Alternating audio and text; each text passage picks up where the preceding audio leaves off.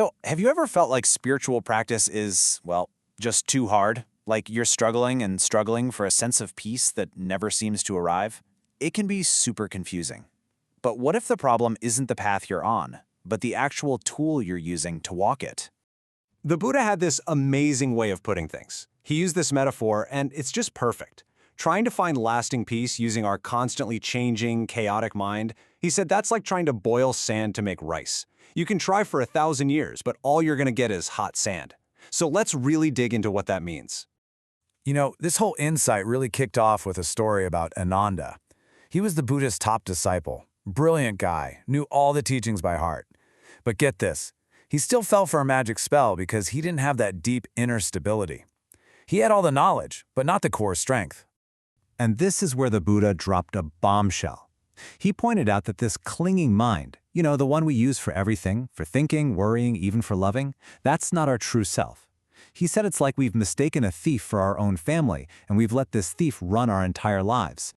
Okay, so if this mind isn't really us, then what is it? And more importantly, where is it? This question launched one of the most brilliant investigations in history, what's known as the 7 Inquiries for the Mind.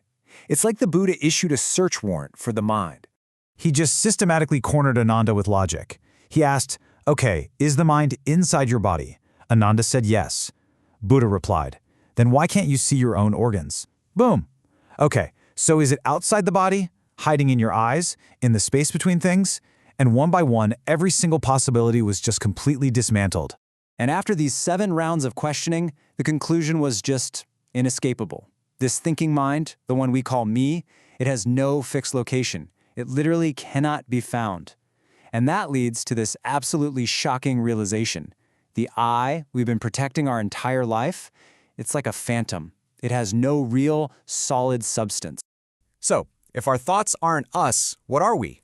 This is the big question, right?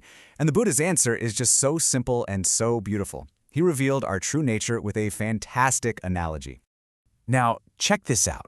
Our thoughts, our feelings, all those sensations, they're like guests at an inn.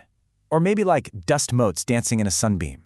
They show up, they stay for a little while, and then they leave. They are constantly moving. But you are the host. You are the inn itself, the space. You're always present, totally silent, and completely unmoved. This is our true nature, this pure, unchanging awareness. It's the silent witness behind your eyes that's perceiving everything. Think about King Prasenajit. He realized when he was 62 that, yeah, his face was wrinkled, but his ability to see the Ganges River was the exact same as when he was a 3-year-old kid. That part of you that doesn't change, that's the real you. All right, so how do we actually connect with this silent host that's always been there? The Shurangama Sutra lays out a supreme method, and it was chosen as the most effective one for our world. The practice is called turning your hearing inward to hear your own nature. It's a 3-step process. First, you stop chasing external sounds. You go against the stream and pull your attention inward. Second, you let go of what you're hearing. The sound itself doesn't matter anymore. And third, you just focus on the pure capacity to hear, that silent, aware presence inside that is always listening. And why hearing? Well, think about it. Your hearing is always on. You can hear through walls. Even when you're deep asleep in a dream, a loud noise can wake you up. It's constant, and it penetrates all barriers. That makes it this incredible, direct gateway back to your true self. But look, this path can have some strange experiences. There can be challenges. So the Buddha, being incredibly wise, gave us 2 essential tools to make sure we have a safe journey home. He called them the antidote and the amulet. The antidote is a simple mental rule. No matter what amazing visions or wild experiences you have in meditation, you just dismiss them. Don't think you've become some great saint. This keeps your ego in check.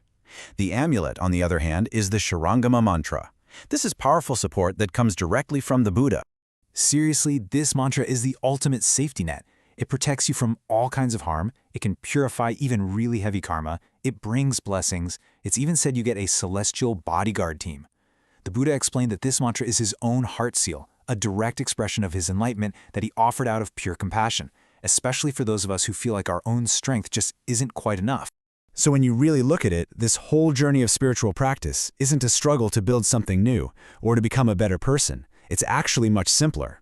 It's just the path of remembering the perfect, peaceful host that you already are and have always been. So the only real question is, are you ready to stop chasing the guests and finally come home?